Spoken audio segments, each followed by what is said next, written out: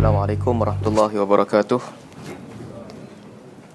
Innal hamdalillah nahmaduhu wa nasta'inuhu wa nastahdihi wa nastaghfiruhu wa natubu ilaihi. Wa na'udzu billahi min syururi anfusina wa min sayyiati a'malina. May yahdihillahu fala mudilla lahu wa may yudlil fala hadiya lahu. Wa ashhadu an la ilaha illallah wahdahu la syarika lah. Wa ashhadu anna Muhammadan abduhu wa rasuluh. Allahumma salli ala Muhammad abdika wa rasulika nabiyyin ummi wa ala azwajihi wa zurriyyatihi kama sallaita ala ali Ibrahim innaka Hamidum Majid. Wa barik ala Muhammad abdika wa rasulika nabiyyin ummi wa ala azwajihi wa zurriyatihi kama barakta ala ali Ibrahim innaka Hamidum Majid. Amma ba'd. Terima kasih kepada pengerusi majlis, pengerusi ceramah Tuan Haji Abdul Rahman, pengerusi majlis Tuan Haji Mansur. Dia banyak birokrasi. Tuan-tuan dan puan-puan yang dirahmati Allah Subhanahu wa taala. Mudah-mudahan dengan berkumpulnya kita di dalam majlis ilmu ini, kita mendapat rahmat daripada Allah Subhanahu wa taala, dan mudah-mudahan majlis yang kita berkumpul di dalamnya ini dianggap ataupun dikira sebagai salah satu majlis yang para malaikat memayungi majlis ini dengan sayap mereka kerana rahmat Allah Subhanahu wa taala. Baik. Tajuk yang kita nak bincangkan pada hari ini adalah berkaitan dengan al-wala wal bara'. Ini satu tajuk yang jarang dibincangkan dengan nama al-wala wal bara', melainkan di kalangan ahli ilmu ataupun di kalangan sarjana ini benda yang biasa mereka bincangkan. Tetapi di kalangan orang awam ini tajuk yang jarang dibincangkan tajuknya. Tetapi isi kandungan al-wala wal bara' semua orang tahu. Tak ada siapa pun yang tak tahu, cuma atas nama al-wala dan wara' dan bara' itu orang tak tahu. Samalah macam kalau kita tanya orang kan, macam mana nak tahmid, dia tak tahu. Tapi kita baca alhamdulillah, dia tahu. Tahlil macam mana, dia tak tahu. Baca la ilaha illallah, yang tu dia tahu. Istighfar, tak tahu. Tapi baca astaghfirullahalazim, dia tahu. Jadi tajuk yang kita bincang ni, kedudukan dia samalah begitu. Al-wala dan juga al-bara', satu benda yang semua orang tahu. Semua orang ada pemahaman dan konsep asas tentang al-wala dan bara'. Cuma kita tak panggilnya dengan nama al-wala dan juga al-bara'. Baik.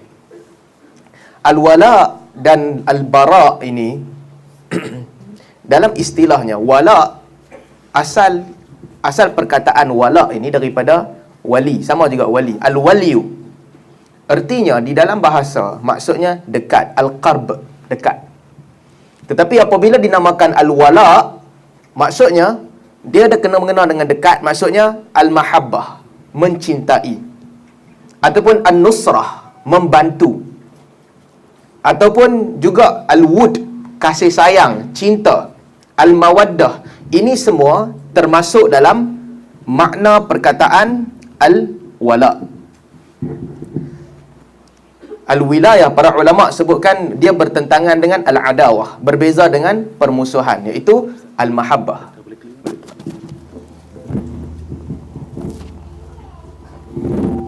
Okay.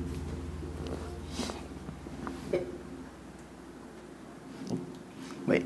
Jadi wala artinya kasih sayang ataupun nusrah, membantu. Jadi itu wala. Asal perkataannya dekat, al-qarb. Bara' pula, al-bara' maksudnya berlepas diri, al-ibti'ad, taba'ud, berlepas diri, ataupun tanazzuh, meninggalkan, mensucikan diri daripada sesuatu, meninggalkan sesuatu, itu bara'. Jadi dalam Islam, al-wala dan bara' adalah satu prinsip yang cukup penting. Sebab dalam agama ini, dia bukan sahaja menyusun urusan antara kita dengan Allah Subhanahu wa taala, dan bukan juga urusan berkaitan dengan ibadat kita dan diri kita sendiri. Tetapi agama ini datang juga menguruskan dunia. Agama ini datang menguruskan perjalanan hidup manusia. menguruskan cara kita berinteraksi dengan orang Islam dan juga bukan Islam. Jadi kesemua bab ini termasuk di dalam al-wala wal bara. Dalam kecintaan ataupun kita tolong sesuatu, kita bersama dengan sesuatu. Dalam masa yang sama al-bara, ada benda yang kita perlu berlepas diri daripadanya. Al-bughd, kita perlu membencinya. Dan juga al-adawah, kita perlu zahirkan permusuhan dengannya. Jadi agama ini antara dua. Ada bab yang kita perlu berkasih sayang, ada bab yang kita perlu membenci. Ada bab yang kita perlu pertahankan, ada bab yang perlu kita perangi. Ini al-wala dan al-bara. Jadi nama kata Islam, dia mesti ada al-wala dan bara. Kalau ada orang dia kata aku tak kira, semua agama aku terima sama aja. Dia Muslim, tapi dia kata pada aku semua agama nilainya sama. Muslim ke, Hindu ke, Buddha ke, Kristian ke, pada dia semua sama. Semua dikasihi, semua dihormati, tak ada berbeza pandangan, tak ada siapa, tak ada langsung kekufuran yang dia benci. Akidah dia belum sempurna. Sebab dia tidak ada barak, dia tidak berlepas diri daripada benda yang dia perlu berlepas diri daripadanya. Jadi sebab itu agama Islam ini dinamakan agama yang wasati, pertengahan. Maksudnya di antara mencintai dan juga membenci, Islam berada di jalan pertengahan juga. Sebagaimana dalam bab-bab lain, Islam berada di pertengahan. Jadi dalam Islam, al-wala ataupun al-walayah, kasih sayang yang paling tinggi adalah Allah. Sebab itu kalau kita rujuk di dalam Al-Quran, banyak ayat yang Allah sebutkan Allah adalah wali bagi orang mukmin. Wali artinya penolong. Dalam ayat yang kita selalu baca, Allahu waliyul ladzina amanu yukhrijuhum minadh-dhulumati ilan nur. Allah adalah wali bagi orang mukmin. Wali maksudnya apa? Penolong bagi orang mukmin, yang bersama dengan orang mukmin, yang menyempurnakan urusan orang mukmin, yang mengasihi urusan orang mukmin. Waliyul ladzina amanu. Kerana pertolongan Allah itulah Allah sebut yukhrijuhum minadh-dhulumati ilan nur. Allah mengeluarkan mereka daripada kegelapan kepada cahaya. Walladzina kafaru awliya'uhumut taghut. Adapun orang-orang kafir, wali mereka, pendamping mereka, yang duk tolong mereka, yang membisikkan kepada mereka, taghut. Yukhrijunahum minan nur ila dhulumat. Berbeza dengan apa yang Allah lakukan, orang-orang kafir, taghut ini mengeluarkan mereka daripada petunjuk menuju ke kegelapan. Jadi itu wali. Allah adalah wali bagi orang beriman. Bahkan Nabi SAW, Allah sebut juga dalam Al-Quran, Allah perintahkan Nabi untuk sebut, Inna waliyallah alladhi nazzala al-Quran. Sesungguhnya waliku adalah Allah, pendampingku adalah Allah, penolongku adalah Allah Subhanahu wa ta'ala yang menurunkan Al-Quran. Wa huwa yatawallas salihin. Allah juga menjadi wali kepada orang-orang yang saleh. Walladzina tad'una min dunihi la yastati'una nasrakum wala anfusahum yansurun. Allah sebut, adapun tuhan-tuhan lain yang kamu minta selain daripada Allah, yang kamu seru selain daripada Allah, mereka tidak boleh membantu kamu. La yastati'una nasrakum. Wali-wali ni yang kamu berdamping, kamu minta tolong, tak boleh membantu kamu. Wala anfusahum yansurun. Bahkan mereka tak boleh membantu diri mereka sekalipun. Jadi ayat ni menunjukkan orang beriman, syarat asasi ataupun syarat asas dalam iman menjadikan Allah sebagai walinya. Artinya apa? Menjadikan Allah sebagai penolongnya. Tidak sempurna iman bagi orang yang cintanya yang paling tinggi bukan kerana Allah, ataupun yang dia harap untuk memberi pertolongan kepadanya bukan Allah Subhanahu wa ta'ala. Kalau begitu, belum sempurna imannya. Kalau kadang-kadang orang tak fikir, dia beriman dah, dia anggap macam biasa je dalam hidup dia, tapi dia tak fikir yang bagi hidayah, yang bagi petunjuk itu adalah Allah. Dia beriman sebab aku lahir dalam keluarga Muslim, aku Muslim. Dia kira begitu. Tetapi di sebalik itu, yang menjadikan hatinya kekal di jalan Allah adalah Allah Subhanahu wa taala. Sebab tu Allah sebut yukhrijuhum minadh-dhulumati ilan nur.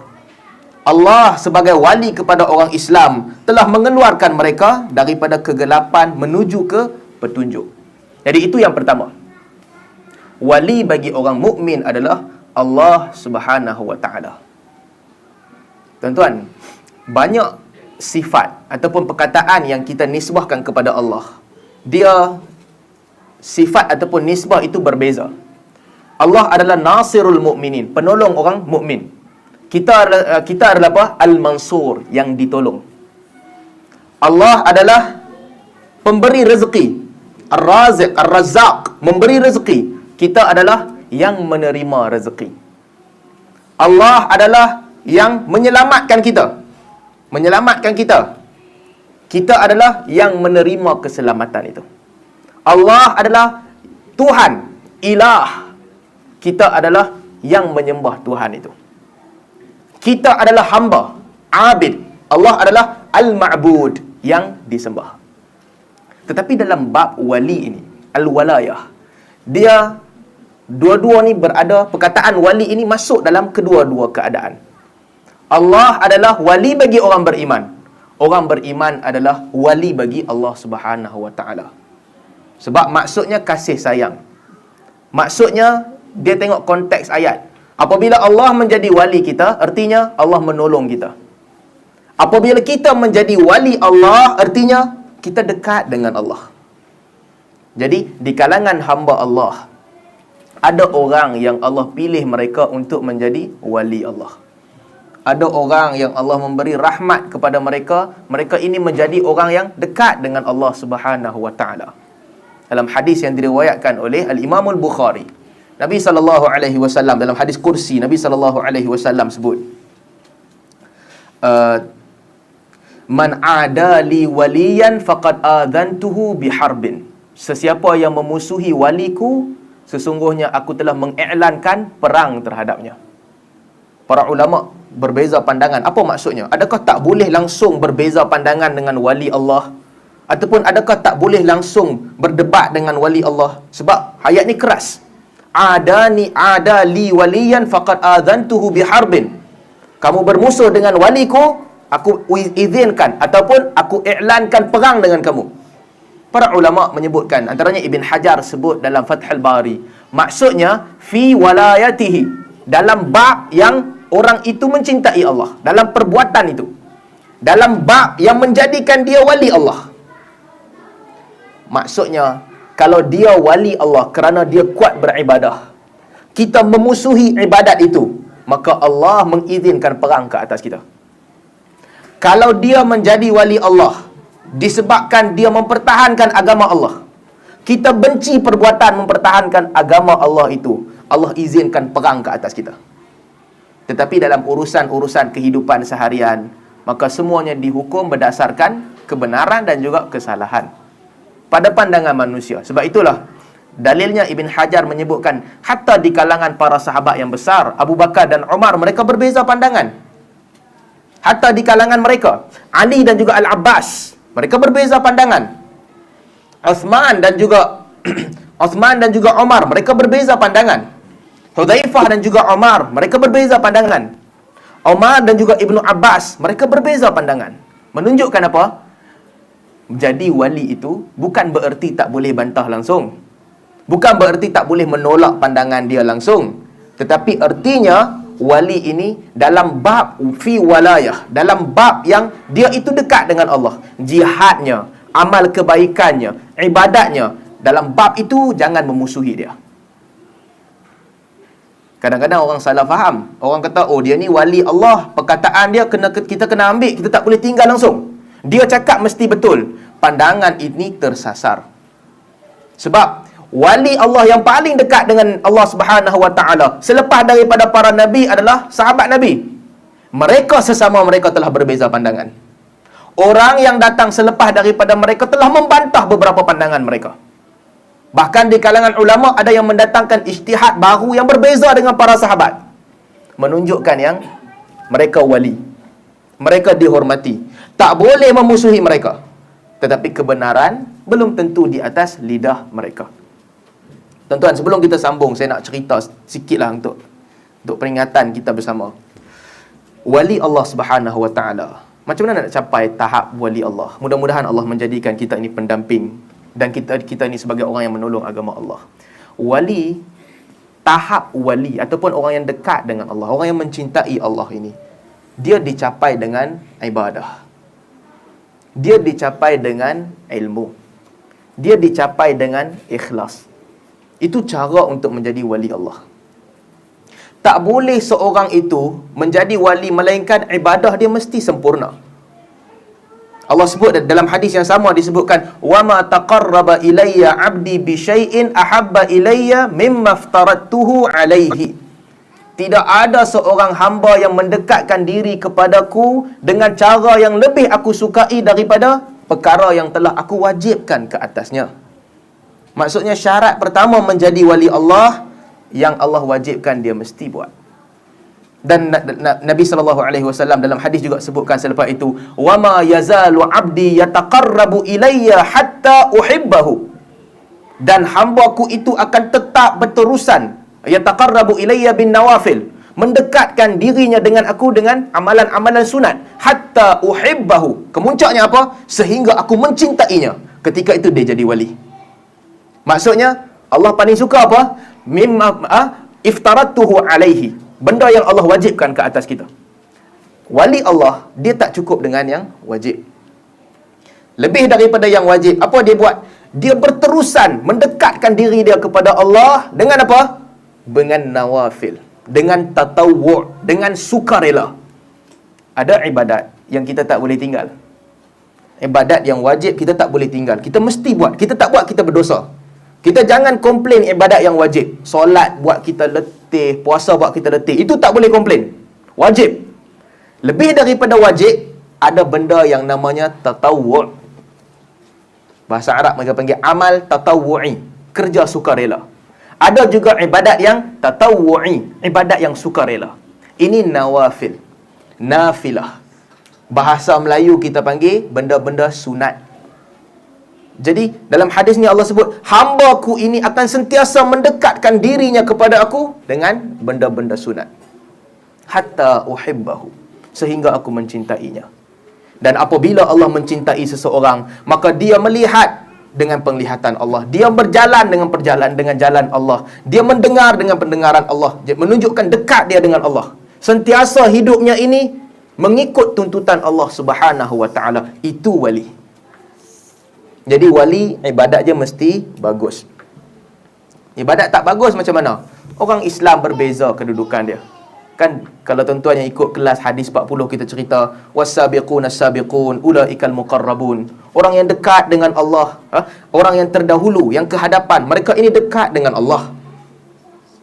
Dan juga selain daripada mereka, ashabul yamin, orang-orang yang kanan. Dan juga ashabus shimal, orang-orang yang kiri. Ada orang yang khalatu amalan salihan wa ghairu dhalika. Mereka mencampur adukkan amalan yang soleh dan juga bukan soleh. Akidahnya bagus, ibadat dia bagus, tapi kadang-kadang dia terjebak dalam benda-benda yang haram. Allah sebut, mudah-mudahan Allah mengampunkan mereka. Ini peringkat manusia. Atas lagi daripada itu, dia menjaga ibadat dia itu wali. Tuan-tuan, ini kita kena faham. Wali dikenali dengan ibadah. Dan bukanlah menjadi syarat wali Allah orang lain mesti tahu dia wali Allah. Itu bukan syaratnya. Wali adalah hamba dengan Tuhannya. Hamba yang merasai dekat dia dengan Tuhannya, itu wali. Kita kadang-kadang kita pelik sebab syarat menjadi wali pada kita, dia boleh buat benda pelik-pelik. Orang tu kalau boleh jalan atas air, kita kata yang ni wali. Orang tu kalau dia boleh jalan, dia boleh buat benda-benda yang orang lain tak boleh buat. Kita bagi makan kat kucing, dia bagi makan kat harimau malam-malam belakang rumah. Kita kata yang tu wali. Tak, bukan begitu. Betul, karamah Allah bagi kepada wali Allah. Allah bagi karamah kepada mereka. Sa'id bin Jubair sebagai contoh, Allah bagi karamah kepada dia. Sa'id bin Musayyib, Allah bagi karamah. Umar Al-Khattab mendengar perkataan, dia boleh cakap dengan tentera yang jarak jauh, Allah bagi karamah kepada mereka. Itu berlaku. Tetapi yang menjadikan kedudukan seseorang itu dekat dengan Allah bukan karamah ini. Karamah ini hadiah daripada Allah. Yang menjadikan kedudukan seseorang itu dekat adalah ibadah dia. Kita kadang-kadang kita rasa wali je mesti miskin, mesti selekeh, minta duit kat orang, minta sedekah, kita kata yang tu wali. Bukan begitu. Bukan begitu. Umar Al-Khattab radhiyallahu anhu, bila Umar nampak orang muda jalan tunduk, Umar pukul dia. Sebab apa jalan tunduk? Ini bukan tawaduk. Bukan itu erti tawaduk. Jadi wali Allah di kalangan hamba Allah adalah orang yang mereka ini orang yang dekat dengan Allah melalui ibadat yang telah mereka lakukan. Dan setelah Allah menamakan bahawa orang mukmin ini wali Allah, dan juga Allah adalah wali kepada orang mukmin, kasih sayang ataupun al-walayah juga sesama Islam. Ini penting. Jadi ini yang menyusun masyarakat. Dalam satu negara ataupun dalam satu tempat, ada beza antara orang Islam dengan bukan Islam. Mesti ada beza. Kalau kita layan orang Islam dengan orang bukan Islam, sama je. Agama ni tak ada nilai. Dia orang baik, kita sayang dia. Dia orang jahat, kita benci dia, tanpa mengambil kira agama dia. Dia ni suka bersedekah, kita sayang dia. Dia ni kedekut, kita benci dia. Agama tak ada nilai langsung pada kita. Itu ada masalah. Sebab nilaian paling tinggi redha kita kepada orang mukmin. Dalam banyak ayat Quran disebutkan, Allah sebut tentang muhajirin dan ansar, innal ladzina amanu wajahadu bi amwalihim wa anfusihim fi sabilillah. Sesungguhnya orang-orang yang beriman, berhijrah, berjihad dengan harta dan juga nyawa mereka di jalan Allah. Walladzina awaw wa nasaru, dan juga orang-orang yang awaw wa nasaru, yang duduk di Madinah dan juga tolong orang tadi yang berhijrah. Ulaika ba'duhum awliya'u ba'din. Mereka itu adalah sebahagian daripada mereka adalah wali kepada sebahagian yang lain. Jadi itu walayah. Wali, kasih sayang yang paling tinggi. Apa yang mengikat mereka? Persamaan antara muhajirin dan ansar adalah iman. Jadi Allah namakan mereka ini beriman. Walladzina amanu walam yuhajiru malakum min walayatihim min syai'in hatta yuhajiru. Adapun orang-orang yang beriman tapi tak mau berhijrah, duduk di Mekah juga, kamu tidak mendampingi mereka, kamu tidak menolong mereka, melainkan apabila mereka telah berhijrah. Jadi wali ini di antara orang beriman. Sesama mereka adalah ada walayah, ada kasih sayang sesama mereka, ada tolong menolong sesama mereka. Allah sebut wal mu'minuna wal mu'minat ba'duhum awliya'u ba'din. Orang-orang mukmin lelaki dan juga perempuan, sebahagian daripada mereka adalah wali kepada sebahagian yang lain, penolong kepada sebahagian yang lain. Ciri mereka apa? Ya'muruna bil ma'ruf wa yanhauna 'anil munkar wa yuqimunas salah wa yu'tunaz zakah. Menyuruh orang buat yang ma'ruf. Maksudnya sesama mukmin, tugas mereka sama sendiri suruh buat yang ma'ruf, mencegah mereka daripada melakukan yang munkar, mendirikan salat, mengeluarkan zakat, wa yuti'unallaha wa rasulah, taat kepada Allah dan Rasulnya. Jadi ini fungsi walayah, kasih sayang. Kasih sayang yang mengikat orang mukmin ini, maksudnya apa? Sesama mereka, kawan ni suruh kawan tu buat yang ma'ruf. Kawan ni nampak kawan tu buat benda mungkar, dia larang orang tu buat mungkar. Mereka mendirikan salat jemaah bersama-sama. Mereka melakukan infak. Mereka taat kepada Allah dan juga Rasul. Kalau itu yang berlaku, ba'duhum awliya'u ba'din. Sebahagian daripada mereka adalah wali kepada sebahagian yang lain. Jadi ini walayah yang sempurna, kasih sayang yang sempurna, jalinan yang paling kuat. Tetapi kalau nama dia Islam, ciri-ciri ini dia tak ada. Ya'muruna bil ma'ruf tak ada. Semua bawa urusan masing-masing, tak suruh orang lain buat ma'ruf. Yanhauna 'anil munkar pun tak ada. Tak mencegah yang mungkar. Solat pun masing-masing solat, tak solat ramai-ramai. Tidak solat jemaah, tidak mendirikan jemaah, tidak bayar zakat, tidak infak, dan juga semua bawa urusan masing-masing. Buat dosa dan sebagainya. Mereka wali juga. tapi tidak sempurna, sesama Islam. Jadi tuan-tuan, yang mengikat orang Islam, yang mengikat walayah di antara orang Islam adalah apa? Iman. Ini benda penting. So, itu yang disebutkan di dalam Al-Quran. Allah sebut, "Wa may yatawallallaha wa rasulahu walladzina amanu fa inna hizballaha humul ghalibun." Fa inna hizballahi humul ghalibun. Adapun orang-orang yang menjadi wali kepada Allah, Rasulnya dan juga orang mukmin. Ayat ni cerita tentang grup. Jadi ramai. Siapa sahaja mereka ni, wali mereka adalah Allah, Rasul dan juga mukmin. Fa inna hizballahi humul ghalibun. Allah kata sesungguhnya hizb ni kumpulan. Kalau sebahagian orang kata hizbi, orang kata hizbi. Di Saudi mereka kata, oh ini hizbi, tak boleh terima. Hizbi ni maksudnya parti juga. Jadi negara-negara yang tak ada parti ni, tak ada parti politik, mereka kata, oh ini hizbi. Hizbi ni parti. Ahzab, parti-parti yang banyak. Jadi perang ahzab, maksudnya yang ramai-ramai join sekali, datang lawan dengan orang Islam. Ahzab. Allah sebut dalam Quran, orang yang menjadikan Allah, Rasulnya dan mukminin sebagai wali, lingkungan mereka ini dinamakan apa? Fa inna hizballahi humul ghalibun. Sesungguhnya parti Allah ini adalah orang-orang yang berjaya, orang-orang yang menang. Jadi itu adalah al-walayah, kasih sayang sesama orang Islam. Tuan-tuan, satu benda penting yang kita kena tahu, wala sesama orang Islam ini atas nama Islam. Itu benda penting. Jadi, sebab apa kita kena tahu benda ni? Sebab wala ini dia mengikat orang atas nama agama. Selagi mana orang itu ada ciri-ciri yang sama, dia tak boleh keluar daripada ikatan walayah ini. Kita sebut tadi, ada walayah yang tak sempurna. Dia Islam, tapi dia tak berhijrah. Allah sebut dalam Quran, "Malakum min walayatihim min syai'." Kamu tidak menolong mereka sampai mereka berhijrah. Jadi wali juga, kalau dia buat maksiat lain dan sebagainya, ada bab kita tolong dia. Tapi dalam bab kezaliman dia, kita tak tolong dia.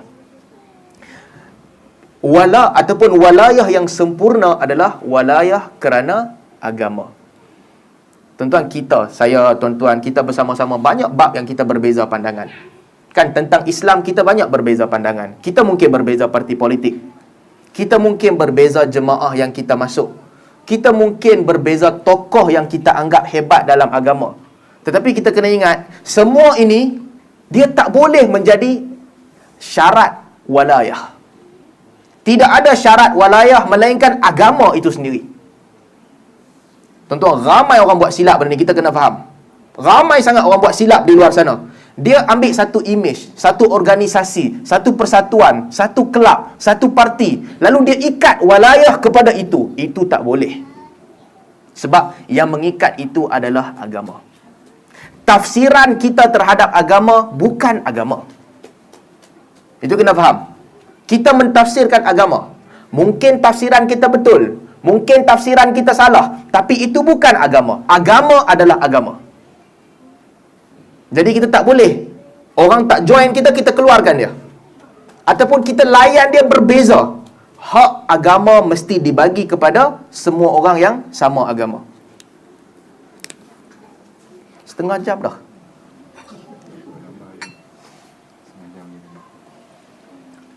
Tak apa, kita sikit-sikit juga lah. Bismillah.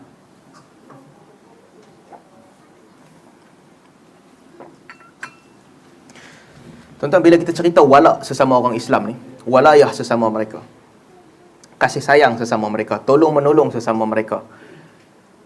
Dalam hadis Nabi SAW sebut, haqqul muslim ala muslim sit. Kan, hak muslim dengan muslim yang lain ada 6.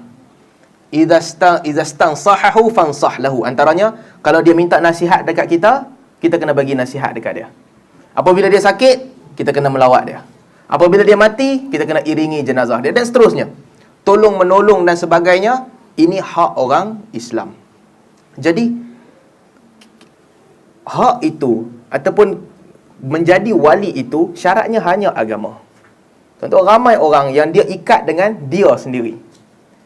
Ramai orang yang bai'ah sebagai contoh. Dia bai'ah kepada persatuan dia sendiri. Dia bai'ah kepada kelab dia sendiri. Dia bai'ah kepada parti dia sendiri. Ini tak boleh. Bai'ah mutlak hanya kepada Allah dan Rasul. Selain daripada Allah dan Rasul, pemerintah orang Islam. Pemerintah penting. Sebab apa? Sebab keputusan pemerintah ini, dia memberi kesan. Kadang-kadang beza ijtihad. Kan beza, contohnya ketika perang kan. Pemerintah kata, kita pi perang, kita pi kat kawasan A. Musuh akan datang dari kawasan A. Kita fikir sendiri, kita kata, tak kot. Mungkin musuh datang kawasan B kot. Aku tak mau ikut pemerintah, aku pi kawasan B. Apa akan jadi? Berpecah orang. Boleh jadi, keputusan kita lagi tepat daripada pemerintah. Boleh jadi dia salah, kita betul. Tetapi walak dalam bab ini penting. Sebab kalau tidak ada walak kepada pemerintah, rosak negara. Semua orang pakai ijtihad masing-masing. Pemerintah buat ijtihad, kita nak kutip zakat banyak ni, zakat pendapatan, cukai banyak ni. Kita buat ijtihad sendiri. Kira-kira aku kata, oh tak payah, banyak ni sikit je. Kalau semua orang buat ijtihad, tidak ada walak, rosak negara. Pemerintah kata lampu merah, tanda dia berhenti. Kita jalan, nampak lampu merah, kita kata merah ni patut jalan laju. Kita tukar jadi jalan laju. Lingkup negara. Jadi dalam bab walak, ada walak kepada pemerintah. Selain daripada tu ada tak? Tak ada. Agama Allah dan Rasul. Sebab tu dalam pada kita berbeza dan sebagainya, kita kena ingat yang persaudaraan Islam ini dia diikat dengan Islam. Dia bukan diikat dengan benda-benda lain. Dan menambahkan ahzab, menambahkan persatuan dan sebagainya, dia tidak menyatukan orang. Dia tidak membawa orang. Sebab itu dakwah kepada Islam adalah dakwah kepada agama. Dia tak boleh dakwah kepada benda lain. Dia tak boleh dakwah kepada satu benda yang mewakili agama. Sebab kadang-kadang benda yang mewakili agama ni orang tak suka benda tu. Persatuan yang mewakili agama, kelab yang mewakili agama, parti yang mewakili agama, orang yang mewakili agama. Kadang-kadang orang tak suka. Kita contoh di Qatar kan, kita kata orang yang kalau nak agama, dia mesti kena datang kuliah Ustaz Salman. Tak boleh. Ada orang, dia nak agama tapi dia benci Ustaz Salman. Nak buat macam mana? Dia tak salah. Kita yang salah sebab kita ikat kebenaran itu mesti ikut orang ni. Han tak ikut orang ni, han tak mau agama. Han tak mai usrah ahli, han tak mau agama. Mungkin ada orang, dia kata aku nak Islam. Cuma aku tak mai usrah ahli sebab aku tak pernah mai kuliah. Aku mai orang tengok pelik. Orang tengok satu macam. Dia ni, sejak bila dia insaf ni, sejak bila dia mai kuliah. Dia pun tak mai terus. Adakah dia benci agama? Tak, dia tak benci. Tetapi dia tak datang tu sebab apa? Sebab orang. Sebab kumpulan. Jadi sama juga. Jadi walayah itu yang mengikat adalah agama. Kita kalau nak dakwah kepada selain agama, kalau kita ambil parti politik UMNO ke PAS ke, kita boleh, tetapi itu tidak mewakili agama. Kalau orang tak terima itu, dia belum tentu sesat, dia belum tentu salah. Sebab yang dikira sesat ataupun salah adalah orang yang menolak agama. Sebab itu tuan-tuan, dalam kes hudud baru ni kan, yang tiba-tiba dibincangkan kembali. Ada orang, dia membantah hudud kerana dia tak mau hudud. Kerana dia menganggap hudud itu zalim. Kerana dia menganggap hudud itu ketinggalan zaman. Dia itu boleh jadi kafir. Allah sebut, وَمَنْ لَمْ يَحْكُمْ بِمَا أَنْزَلَ اللَّهُ فَأُولَٰئِكَ هُمُ الْكَافِرُونَ. Orang yang tidak berhukum dengan apa yang Allah turunkan, mereka kafir. Ataupun mereka fasik. Dia boleh jadi kafir ataupun fasik. Kalau dia buat kenyataan begitu. Kalau dia hina, oh kalau buat hudud habis ya semua orang tak ada tangan, dia boleh jadi fasik. Tetapi kalau dia kata buat hudud, orang Islam sahaja kena hudud, orang kafir tak kena hudud, itu tak adil, dia belum kafir. Sebab yang dia bantah itu bukan hudud. Yang dia bantah itu plan pelaksanaan. Jadi kita kena berhati-hati dalam bab ini. Apabila orang bercakap tentang hukum agama, kita kena tengok apa yang dia bantah. Dia bantah agama ke dia bantah tafsiran agama? Kalau dia bantah tafsiran agama, kalau dia kata kalau buat hudud potong tangan orang Islam je, orang kafir tak kena potong tangan, rugilah orang Islam. Buat kesalahan sama, orang Islam kena hukum, kafir tak kena hukum, dia belum menghina agama. Dia bukan menghina hudud. Dia menolak cara pelaksanaan kita. Tapi kalau dia kata, kalau buat hudud habislah semua orang, tangan tak ada sebelah, kaki tak ada sebelah, kena rompak je kena potong. Itu dia dianggap menghina agama. Jadi walayah, kita ulang sekali lagi, yang mengikat mereka adalah agama. Tuan-tuan, adalah bab hubungan sesama manusia kan. Ada orang yang hubungan dia kuat, adik-beradik sebagai contoh. Bila kita nak sedekah, kita dahulukan adik-beradik kita. Kita dahulukan orang yang dekat dengan kita. Kita tak boleh sedekah kepada orang-orang yang jauh, yang susah semua kita sedekah. Orang yang dekat dengan kita ni kita tinggal susah. Tak boleh. Bil aqrabin, dekatkan dengan kita. Nabi nak dakwah pun, wa anzir ashiratakal aqrabin. Allah suruh mulakan dengan bagi peringatan kepada keluarga yang dekat dahulu. Jadi itu boleh. Tetapi kalau kita ikat kumpulan, persatuan dan sebagainya, menjadikan hak yang patutnya sampai kepada orang Islam hanya sampai kepada kumpulan dan persatuan kita sahaja, itu bukan walayatu fillah. Itu bukan. Kan ada orang dia ahli persatuan. Siapa masuk ahli persatuan, siapa bai'ah, dia ada bantuan-bantuan khas. Orang lain tak dapat. Dalam kampung tu ada 300 orang. Seorang ni buat kenduri. Ahli dia tak? Kalau ahli dia tolong macam-macam. Dia ni bagi kambing, dia tu bagi lembu, dia ni bagi kebau, dia ni bagi beras, bagi gula, semua bagi. Tiba-tiba orang yang tak daftar dengan persatuan dia, hangnya pasal. Itu bukan walayatu fillah. Kalau ada walak begitu, itu bukan walak kerana agama Allah. Orang dizalimi, dia kena pukul sebagai contoh. Orang main nak tolong dia, tengok hang ahli persatuan ke tak? Ahli, jom ramai-ramai kita tolong. Bukan ahli, mampu epikat hang. Itu bukan walayatu fillah. Itu asabiyah. Itu benda yang Nabi perangi. Tuan-tuan, di Malaysia, kalau kita tengok ramai anak-anak muda Melayu bergaduh sama sendiri. Ini persatuan ni, yang ni persatuan ni, kawan dia ni bergaduh dengan kawan dia tu, bergaduh ramai. Siapa yang berperang di atas bendera asabiyah? Nabi kata, mati dia, mata maitatan jahiliyah. Mati dia, mati jahiliyah. Apa pasal apa bergaduh? Aku bergaduh pasal bangsa aku. Siapa betul, siapa salah, aku tak tahu. Aku bergaduh pasal persatuan aku. Siapa betul, siapa salah, aku tak tahu. Mata maitatan jahiliyah. Kalau dia mati jahiliyah. Tuan-tuan, ini jadi benda yang penting. Tengah drive kereta ni, orang breakdown tepi jalan, nak tolong, dia tengok dulu, ada tanda tak? Dia ada lipat baju satu macam ke, butang satu macam. Oh, ni orang kita kena tolong. Apa ni?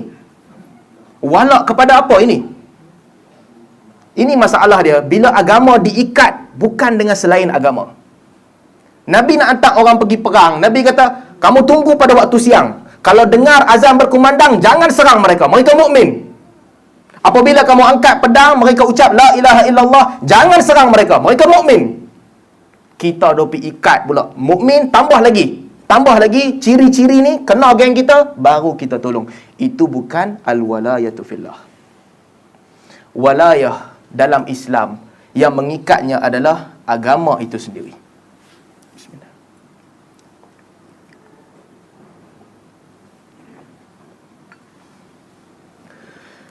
Dalam hadis yang diriwayatkan oleh Abu Daud, Nabi SAW sebut, man ahabba lillah wa abghadha lillah wa a'ta lillah wa mana'a lillah faqad istakmalal iman. Sesiapa yang cintanya kerana Allah, bencinya kerana Allah, memberi kerana Allah, menahan pemberian juga kerana Allah, faqad istakmalal iman, maka sempurnalah imannya. Jadi wali ini, walayah ini, semuanya kerana Allah.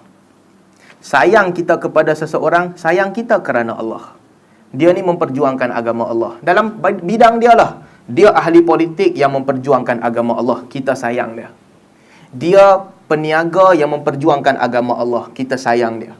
Dia penyair yang memperjuangkan agama Allah. Kita sayang dia. Al-hubbulillah. Kerana Allah. Wal-bughdulillah. Kita benci kerana Allah. Dia ini memusuhi agama Allah, kita benci dia. Dia ini menyebarkan fitnah terhadap agama Allah, kita benci dia. Dia ini membenci hukum Allah, kita benci dia. Al-bughdhu lillah. Wa a'ta lillah, memberi di jalan Allah. Dalam banyak-banyak tempat yang kita boleh keluarkan duit, kita keluarkan di jalan Allah. Dalam banyak-banyak orang yang minta pertolongan, bila kita timbang-timbang, Tujuan aku pilih nak bagi kat dia ni kerana Allah semata-mata. Aku tak bagi kat orang lain, aku bagi kat dia ni semata-mata kerana Allah. Wa a'ta lillah wa mana'a lillah. Sebab tu kita sebut tadi, wala, Islam ni wala dan juga bara. Bukan setakat beri, dalam masa yang sama mana'a lillah, menghalang kerana Allah. Dia nampak orang ni jahat, dia ni kalau ada kuasa dia bagi lingkup agama Allah. Undi, dia tak undi orang ni lillah. Menghalang orang itu daripada dapat kuasa kerana Allah. Dia kata dia ni kalau masuk kampung ni sewa rumah, dia memang jahat. Bagi tahu kat orang kampung, jangan bagi dia sewa. Mana'a lillah. Bantuan kalau sampai kat dia ni, dia perhabis seorang-seorang. Mana'a lillah. Jangan bagi bantuan dekat dia. Faqad istakmalal iman. Nabi kata, kalau itu yang berlaku, iman sempurna. Jadi, sekali lagi kita sebut, yang mengikat semuanya adalah kerana Allah. Dalam hadis yang lain, Nabi SAW sebut, Inna awthaqa ural iman, al-muwalatu fillah, wal-mu'adatu fillah, wal-hubbu fillah, wal-bughdu fillah. Antara tali yang paling kuat yang mengikat agama ini adalah kasih sayang kerana Allah, benci kerana Allah, al-muwalah maksudnya tolong menolong kerana Allah, memusuhi kerana Allah, sayang kerana Allah, dan juga benci kerana Allah. Itu sesama orang Islam. Jadi kita dah sebut tadi, pertama sekali, Allah waliyul mu'minin, wali kepada orang beriman. Yang kedua, di kalangan orang beriman ada yang Allah jadikan mereka wali Allah. Yang ketiga, al-walayah, kasih sayang dan tolong menolong ini ada di kalangan orang Islam. Ba'duhum awliya'u ba'din. Apa yang menjadikan mereka wali? Tak lain dan tak bukan kerana agama, bukan sebab lain. Dalam masa yang sama, Allah Subhanahu wa ta'ala menyebutkan tentang kufar, orang kafir.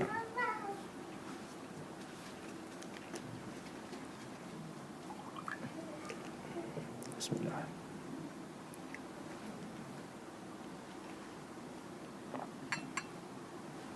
Pertama sekali, bagi orang kafir, syaitan adalah wali dia. Syaitan adalah tempat dia berkasih sayang. Syaitan adalah tempat dia bergantung harap. Hakikatnya syaitan pada dia adalah penolong dia. Sebab itu Allah sebut dalam Al-Quran, innahu yarakum huwa wa qabiluhu min haitsu la tarawnahum inna ja'alna syayatin awliya'a lilladzina la yu'minun. Sesungguhnya syaitan dia melihat kamu. Syaitan dia dan adik-beradik dia, huwa wa qabiluhu, melihat kamu, min haitsu la tarawnahum. Kamu tak nampak dia. Dan Allah menjadikan syaitan sebagai wali bagi orang-orang yang kafir, orang-orang yang tidak beriman. Ini cerita tentang Nabi Adam, Allah ceritakan. Sebelum kita sambung cerita sikit. Ada di kalangan orang kan, dia mendakwa dia boleh nampak syaitan. Dia ada sixth sense ke apa ke, dia boleh nampak. Dia tiba-tiba dia nampak lah ada syaitan kat situ, ada syaitan kat sini, dia duk anggap itu. Apa kita nak buat kalau orang begini? Pertama sekali, itu bukan fitrah manusia. Dalam ayat ni Allah sebut, innahu huwa wa yarakum huwa wa qabiluhu min haitsu la tarawnahum. Syaitan melihat kamu, dia dan adik-beradik dia, tapi kamu tak melihat dia. Jadi kalau dia boleh nampak, dalam bab ini dia telah terkeluar daripada fitrah manusia. Nabi nampak tak syaitan? Syaitan kalau menyamar jadi benda lain, datang kat Nabi, Nabi nampak. Itu Nabi nampak. Dan dalam beberapa keadaan, Nabi nampak. Nabi nampak syaitan jalan di antara saf sebagaimana kambing-kambing jalan. Itu Nabi nampak beberapa keadaan. Nabi nampak dah semua syaitan? Tak, Nabi tak nampak. Sebab tu bila Nabi balik dari Taif, Nabi pun tak tahu. Nabi duduk, Allah turun ke ayat Quran, innahu istama'a nafarun minal jinni faqalu inna sami'na qur'anan ajaba.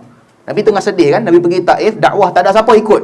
Allah turun ke ayat Quran, sesungguhnya Allah wahyukan kepada kamu, satu kumpulan jin telah mendengar Al-Quran, mendengar perkataan kamu, lalu mereka berkata, kami telah mendengar perkataan Quran yang menakjubkan. Nabi tak tahu.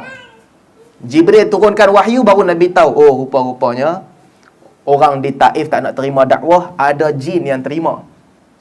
Jadi kalau ada orang dia dakwah dia boleh nampak, dia ada masalah lah. Bukan kita kata dia tipu. Kadang-kadang dia tak tipu, dia nampak betul, tapi dia ada masalah. Itu bukan satu kelebihan, itu satu masalah. Kalau masalah tu serius, boleh jadi gila. Kan orang gila kadang-kadang dia kata dia nampak something. Dia lah kata dia nampak. Kita tak nampak, dia seorang je nampak. Orang tu kita kata dia ada masalah otak lah. Begitu juga dengan kes-kes begini, kita kena berhati-hati. Kalau ada adik-beradik kita, anak-anak kita, dia mendakwa, dia boleh nampak, kena berhati-hati sikit. Kadang-kadang tu saya rasa orang Melayu ni pelik kadang-kadang. Benda-benda yang pelik-pelik kita cukup suka. Sebagaimana kita sebut tadi, wali ni, nak jadi wali susah. Iltizam dengan ibadat, buat ibadat sunat sentiasa sampai dia dekat dengan Allah. Itu mi'yarnya. Jadi yang dilihat apa? Ibadatnya bagus tak? Hubungan dia dengan manusia bagus tak? Sedekah dia bagus tak? Kita buang semua syarat-syarat ni, kita kata, hang boleh jalan atas hayat, hang wali. Hang boleh jalan atas api, hang wali. Tak, bukan begitu. Sama juga begini. Orang tu dia dakwa, dia boleh nampak benda pelik-pelik. Kita angkat orang tu, oh hebat dia ni, dia boleh nampak, dia ada pemberian khas. Bukan begitu. Dia tu ada masalah. Sebab terkeluar sedikit daripada kebiasaan manusia yang lain. Tapi dia pun tak nampak semua benda. Nampak semua benda leceh lah. Syaitan lagi banyak daripada kita. Sebelah Haji Kai 4 syaitan, kiri, kanan, depan, belakang. Kalau nampak semua lingkup hidup kita. Dia pun nampak sekumpulan jin je. Kalau dia kata dia boleh nampak, dia nampak sebahagian daripada itu. Sikit je, dia tak nampak semua pun. Tak ada orang boleh hidup dan nampak semua. Jadi balik kepada cerita kita. Inna ja'alna syayatin awliya'a lilladzina la yu'minun. Di hujung ayat tu Allah sebut, kami jadikan syaitan wali bagi orang yang tidak beriman. Allah sebut dalam ayat lain. Ini ayat kita boleh guna kalau nak buat ruqyah, orang kena ruqyah, kena gangguan jin, kita baca ayat ni. Fa idza qara'tal Qur'an fasta'idz billah minasyaitonir rajim. Apabila kamu membaca Al-Quran, mintalah perlindungan dengan Allah daripada syaitan yang direjam. Itu pertama. Tuan-tuan, 3 ayat ni kalau tuan-tuan nak baca, boleh baca. Nak berubat orang, boleh baca ayat ni. Seterusnya Allah sebut, innahu laisa lahu sultanun 'alal ladzina amanu wa 'ala rabbihim yatawakkalun. Sesungguhnya syaitan tidak ada kuasa terhadap orang yang beriman dan bertawakal kepada Tuhannya. Sultan, kuasa. Maksudnya syaitan tak boleh menguasai lidah orang beriman dan orang bertawakal. Jadi orang beriman dan bertawakal, dia tak bercakap percakapan yang syaitan bisikkan kepada dia. Syaitan tak boleh menguasai tangan orang beriman dan bertawakal. Artinya orang beriman dan bertawakal, dia tak ambil benda-benda yang haram bagi dia. Dia tak pukul benda-benda yang orang yang haram dia pukul. Dia tak tarik hak daripada orang yang haram dia ambil hak. Dia tak bagi hak kepada orang yang tak layak menerima. Laisa lahu sultan.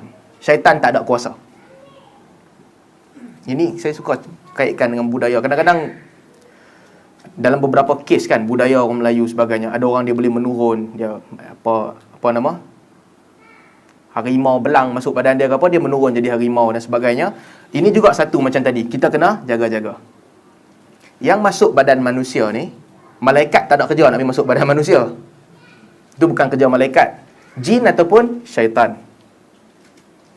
Orang bagilah nama dia arwah, ruh-ruh yang terpendam ke apa-apa, tapi jin ataupun syaitan. Ataupun tok nenek yang dah mati. Ada orang buat upacara. Dia buat upacara sempena tarikh kematian siapa ke, adik-beradik dia buat upacara. Adik-beradik dia akan masuk badan salah seorang daripada yang duduk kat majlis tu. Masuk badan dia pun beritahu, oh anak cucu semua okey, makan cukup, minum cukup. Macam dia nak bagi kalau tak cukup. Tapi dia cakap lah, semua okey, tak ada masalah, dia pun bagus, dia pun balik. Tahun depan dia panggil dia mai sekali lagi. Berlaku begitu. Sedangkan Allah sebut dalam Al-Quran, wa min waraihim barzakhun ila yaumi yub'atsun. Di hadapan mereka ada barzakh, ada dinding, ada alam lain sehingga hari mereka dibangkitkan. Dalam kubur tak ada MC, tak ada compensation leave, tak ada annual leave. Dia memang duduk situ je. Ini semua tak berlaku. Jadi yang duduk masuk badan orang ni apa? Jin ataupun syaitan. Apa syarat dia boleh masuk? Orang itu, dia mesti ada slack sikit dalam tawakal dan juga iman dia. Sebab Allah sebut dalam Al-Quran, innahu laisa lahu sultanun 'alal ladzina amanu wa 'ala rabbihim yatawakkalun. Sesungguhnya dia sama sekali tak ada kuasa ke atas orang beriman dan bertawakal kepada Tuhannya. Innama sultanuhu 'alal ladzina yatawallawnahu wal ladzina hum bihi musyrikun. Kuasanya, sultannya, kekuatannya itu hanya ada bagi orang yang yatawallawnahu, menjadikan syaitan sebagai walinya, ataupun mensyirikkan Allah dengan syaitan. Dekat situ dia ada kuasa. Jadi ini ayat ini juga menunjukkan yang syaitan wali kepada orang-orang yang kufur. Allah juga sebut, ya ayyuhalladzina amanu la tattakhidul yahuda wan nasara awliya'a ba'duhum awliya'u ba'din. Wahai orang-orang beriman, janganlah kamu menjadikan Yahudi dan Nasrani wali, kerana sebahagian daripada mereka adalah wali kepada sebahagian yang lain. Bukan setakat tu. First Allah kata jangan jadikan mereka wali. Maksudnya teman setia, teman yang kamu sayang kepada mereka, kamu redha kepada mereka. Jangan. Allah sebutlah ayat lain, illa tafa'aluh takun fitnatun fil ardi wa fasadun kabir. Kalau kamu tak buat, maksudnya kalau kamu jadikan depa wali juga. Ada ramai orang Islam, kamu tinggalkan orang Islam sebagai wali kamu jadikan kafir wali juga. Allah sebut takun fitnatun fil ardi wa fasadun kabir. Maka akan berlakulah fitnah di atas muka bumi dan juga fasad yang besar, dan juga kerosakan yang besar kalau kamu tidak meninggalkan walayah kepada kufur. Tuan-tuan, ayat dalam hadis Nabi sebut benda yang sama. Ini ayat Quran, Allah kata illa taf'alu, kalau kamu tak tinggal akan berlaku fitnah dan kerosakan. Dalam hadis Nabi sebut, idza ja'akum man tardawna khuluquhu wa dinahu fazawwijuh. Kalau datang kepada kamu orang yang kamu redha akhlak dan agamanya, bagi dia kahwin dengan anak kamu. Wa illa tafa'alu, kalau kamu tak buat, takun fitnah, akan jadi fitnah. Wa fasadun arid, dan fasadun arid, dan juga kerosakan yang luas. Jadi dua benda penting. Satu, sirahnya sama. Dalam Quran Allah kata jangan jadikan kufur sebagai wali. Kalau kamu buat juga akan berlaku fitnah dan kerosakan. Yang kedua, kalau orang beriman datang minang anak kamu, bagi anak kamu kahwin dengan dia. Kalau kamu tak bagi, akan berlaku kerosakan dan juga fitnah yang besar. Ini dua gaya bahasa yang digunakan adalah sama. Jadi kafir ini mereka wali sebahagian daripada yang lain. Kadang-kadang ada benda kita tak nampak. Kita fikir orang kafir tu betul-betul bersama dengan kita, tapi tak. Orang kafir tak. Kemuncak kufur ini Allah sebut dalam Quran, walan tarda ankal yahudu walan nasara hatta tattabi'a millatahum. Orang-orang Yahudi dan Nasrani takkan bersetuju dengan kamu, takkan redha dengan kamu, sampailah kamu ikut agama mereka. Lagi kamu tak ikut agama mereka, mereka tak redha dengan kamu. Ini ayat penting. Kadang-kadang kita terlepas pandang. Kita menganggap, kita melebihkan orang kafir lebih daripada orang Islam dalam beberapa kes. Kita kena ingat, kafir dia takkan redha dengan kita sampai kita ikut agama dia. Lagi kita tak ikut agama dia, lagi tu dia tak redha dengan kita. Hati sanubari dia tak redha dengan kita. Dan juga seterusnya, Allah Subhanahu Wa Taala apabila sebut orang mukmin, walinya orang mukmin, dia jangan menjadikan kafir sebagai walinya. Allah juga sebut selepas itu, haram bagi orang Islam melebihkan kafir di atas mukmin dalam bab walayah. Dia tak boleh menjadikan kafir sebagai wali dia, dalam masa yang sama dia menolak orang Islam. Allah sebut, ya ayyuhalladzina amanu la tattakhidhu aduwwi wa aduwwakum awliya tulquna ilaihim bil mawaddah. Wahai orang-orang beriman, jangan kamu jadikan musuh aku dan juga musuh kamu. Musuh aku maksudnya apa? Dia menentang agama Allah, dia menentang hukum hakam Allah. Jangan jadikan musuh aku. Wa aduwakum, dan musuh kamu, dia berperang dengan kamu. Awliya tulquna ilaihim bil mawaddah. Jangan jadikan mereka ini sebagai wali kamu, pendamping kamu, kawan setia kamu. Kamu berurusan dengan mereka dalam keadaan kasih sayang. Wa qad kafaru bima ja'akum minal haqq. Wahai orang beriman, ni perintah Allah kepada kita. Bagaimana kamu boleh jadikan mereka wali? Bagaimana kamu boleh menerima mereka ini sebagai teman setia? Waqad kafaru bima ja'akum minal haqq. Sedangkan mereka telah kufur dengan kebenaran yang datang kepada kamu. Tak cukup lagi ayat itu. Kita kadang-kadang kita fikir, dia ni kafir tapi dia baik. Dia ni kafir tapi dia okey kot. Memanglah dia ni kafir bergaduh dengan orang Islam, tapi dia ni tak apa kot. Waqad kafaru lima ja'akum minal haqq. Dia telah kufur dengan hak yang datang kepada kamu. Dia telah kufur dengan ayat Allah. Dia telah kufur bahawa Allah itu Tuhan. Kamu boleh lagi kata antara dia dengan orang Islam dia okey sikit kot. Di mana okeynya tu? Tuan-tuan, melakukan kebaikan itu penting. Bersifat amanah itu penting. Menolong orang susah itu penting. Tetapi lebih penting, yang paling atas adalah akidah. Zalim itu jahat. Kezaliman yang paling besar adalah syirik. Tak boleh ada orang yang dia adil, dia amanah, tapi dia buat syirik. Orang itu dikira zalim. Dia tak boleh jadi adil selagi mana dia melakukan syirik. Jadi dalam ayat ini Allah sebutkan tentang larangan menjadikan kufur sebagai wali. Juga Allah sebut la tajidu qauman yu'minuna billahi wal yaumil akhir yuwaduna man haddallaha wa rasulahu. Kamu tak boleh mendapati orang-orang yang beriman yuwaduna man haddallaha wa rasulahu. Allah sebut tak mungkin kalau ada orang beriman mereka berkasih sayang dengan orang yang memusuhi Allah dan Rasulnya. Walau kanu aba'ahum au abna'ahum au ikhwanahum au ashiratahum. Sekalipun yang memusuhi itu adalah bapa mereka, anak mereka, keluarga mereka, saudara mereka, tak boleh. Tuan-tuan, ayat ni berat.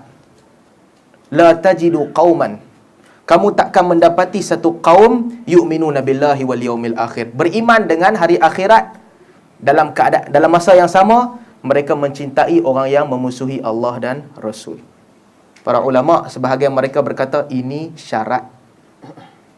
Maksudnya iman ini hanya ada dalam orang yang membenci Allah dan Rasulnya.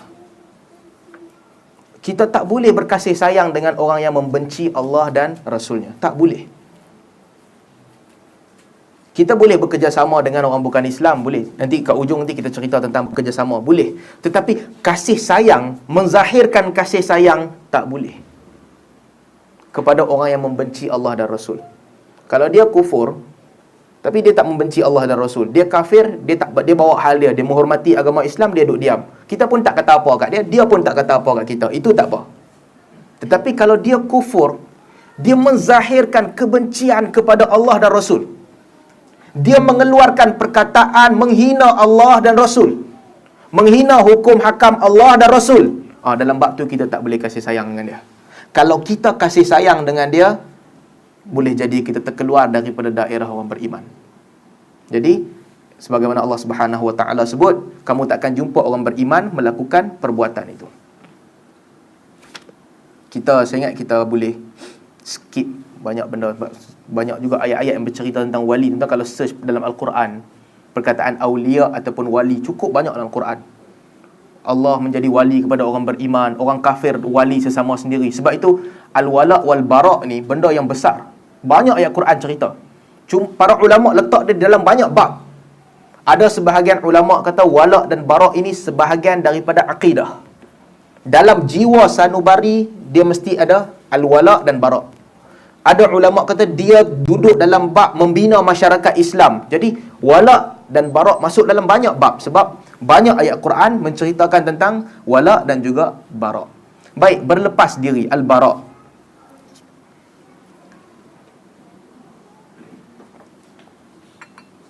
Tadi kita cerita tentang wala, kasih sayang, minta tolong, pertolongan, bersama, mahabbah, mawaddah. Itu semua tentang wala. Al-bara'. Bara' berlepas diri. Ada satu ayat dalam Al-Quran, ayat yang cukup tegas bunyinya, dalam surah At-Taubah. Allah sebut bara'atum minallahi wa rasulihi ilal ladzina ahadtum minal musyrikin. Bara'ah, berlepas diri ataupun berlepas, meninggalkan.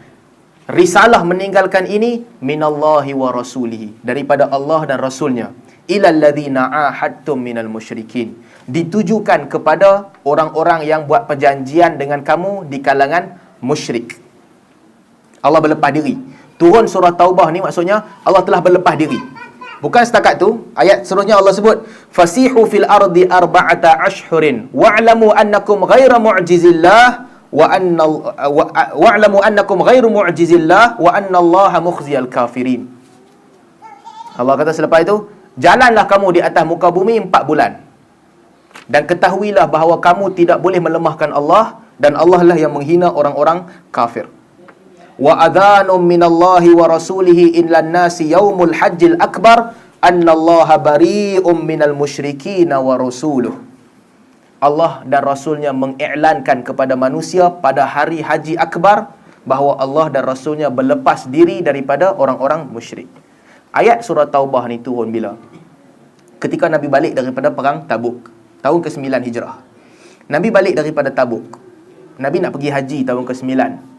Tapi ketika itu Nabi tahu yang orang musyrik masih lagi tawaf di Mekah dalam keadaan bogel dan sebagainya. Allah turunkan ayat ni. Apabila Allah turunkan ayat ni, Nabi tak jadi pergi haji. Nabi suruh Abu Bakar pergi. Abu Bakar pergi, ayat ni turun, Abu Bakar bacakan ayat ni. Bara'atum minallahi wa rasulihi ila alladhina ahadtum minal musyrikin. Allah dan Rasulnya berlepas diri daripada orang-orang yang dah ada perjanjian dengan kamu, perjanjian umum. Sekarang ni Allah telah putuskan perjanjian itu, minal musyrik. Kemudian Nabi hantar Ali radhiyallahu anhu. Ali pergi bacakan surah Taubah. Betul-betul berlepas diri. Innamal musyrikuna najasun. Tuan-tuan tengok apa berlaku ni. Sampai dalam surah Taubah ni Allah sebut sesungguhnya orang musyrik itu adalah najis. Ali dia pergi ke Mekah, apa Ali buat? Ali pergi ke rumah setiap seorang kafir, dia bacakan ayat ni. Kamu jalanlah 4 bulan, lepas 4 bulan kamu tak boleh melemahkan Allah, dibenarkan untuk berlawan dengan kamu ataupun kamu bayar jizyah. Jadi semua orang Quraisy tahu. Selepas itu tahun ke-10 baru Nabi pergi menunaikan haji. Dan lepas turun ayat ni, kafir diharamkan daripada masuk Mekah. Daripada masuk kawasan haram, mereka tak boleh masuk. Ini adalah bara'ah, berlepas diri. Ini berlepas diri yang paling besar. Begitu juga dalam ayat-ayat lain disebutkan banyak dalam tentang berlepas diri. Qul innama huwa ilahun wahidun wa inni bari'um mimma tusyrikun. Katakanlah bahawa Allah adalah satu-satunya Tuhan, aku berlepas diri daripada syirik yang kamu lakukan. Dalam Quran disebutkan banyak kali tentang berlepas diri. Jadi, orang Islam, dia berurusan dengan kafir. Ada bab yang dia kena berlepas diri. Ada bab yang dia kena benci. Kalau kita dengan kafir, kita sayang semua yang ada pada kafir, itu tak boleh. Ada bab yang kita kena benci. Agama dia kita tak boleh sayang. Ini bukan suruh menghina. Wala tasubbul ladzina yad'una min dunillah. Allah sebut, jangan kamu maki Tuhan yang mereka sembah selain daripada Allah. Jangan maki. Tetapi boleh tak kamu sayang? Tak boleh. Kamu mesti benci. Membenci Taghut itu sebahagian daripada iman. Tak boleh sayang Taghut. Perbuatan-perbuatan kufur kamu kena benci. Sampai ke tahap Nabi SAW tak bagi menyerupai kafir. Para ulama bahaskan bab ini. Sebahagian ulama kata, kalau itu kafir buat, kamu jangan ikut langsung. Sebahagian ulama kata, kalau itu kafir buat kerana agama dia, kamu jangan ikut langsung. Sampai ke tahap itu. Tak boleh ikut kafir. Budaya kafir dan sebagainya. Sampai ke tahap itu. Jadi saya ingat dalam bab ini mungkin pandangan yang lebih ringan sedikit adalah, apa sahaja yang kufur buat, kena mengena dengan agama dia, kamu tak boleh ikut. Bara'ah.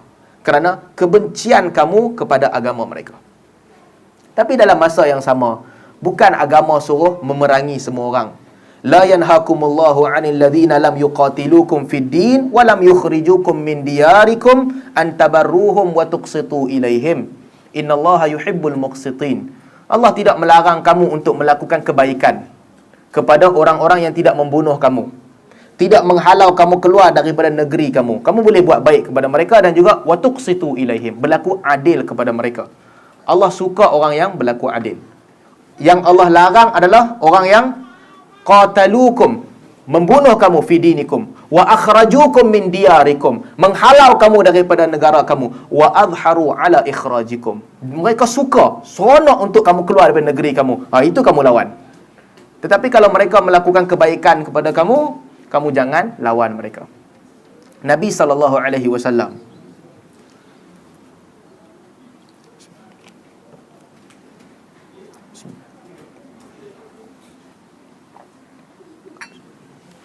tentu kalau kita tengok sirah, ada di kalangan kafir yang tolong Nabi SAW. Ada di kalangan orang kafir yang tolong. Hatta apabila Nabi dikepung, kan Bani Hashim dan juga Bani Muttalib apabila dikepung ataupun apabila dipulaukan 3 tahun, yang membebaskan mereka daripada dipulaukan adalah orang-orang kafir. Kan ketika itu ramai orang kafir yang antara mereka tak suka. Hisham bin Amr bin Bani Amir, dia bukan Islam, dia kafir, tapi dia tak suka. Apa hal Bani Hashim ni kena kepung? Jadi apa Hisham buat? Hisham pergi kepada Zuhair bin Abi Muawiyah Al-Makhzumi. Zuhair ni sepupu Nabi. Mak dia Atikah binti Abdul Muttalib. Mak dia adik ataupun kakak kepada bapa Nabi SAW, Atikah. Tapi keturunan ikut bapa, jadi dia Makhzumi. Hisham pergi kepada Zuhair, bagi tahu kat Zuhair, apa engkau boleh makan cukup, sedangkan sepupu engkau, mak saudara engkau, Bani Hashim tak ada makanan. Zuhair kata, aku pun tak suka ni, tapi aku seorang pun nak buat apa? Hisham kata, tak, bukan kau seorang, kita 2 orang. Hisham dengan Zuhair. Kemudian dua-dua orang, Hisham dengan Zuhair, pergi ke Abul Bakhtari. Abul Bakhtari kalau kita baca sirah, dia kafir, tapi dia banyak tolong Nabi.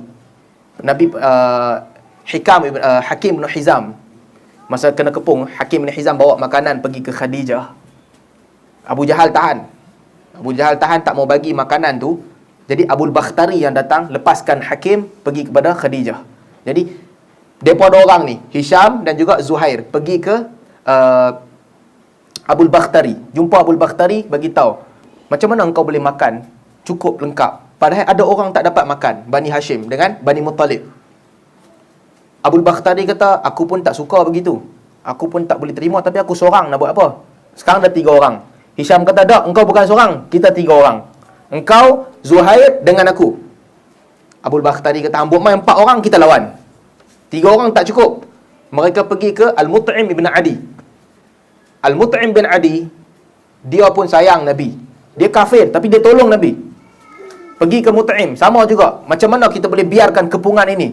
Mut'im kata, kita 3, aku dengan hang 2 orang je, Hisham, nak buat macam mana? Hisham kata, tak, kita 4 orang sekarang. Aku, engkau, Zuhair dan juga Abul Bakhtari. Mut'im kata, bagi cukup 5 orang, kita lawan terus. 4 orang tak cukup lagi, bagi cukup 5 orang, terus lawan. Mereka pun cari, jumpa Zam'ah bin Aswad.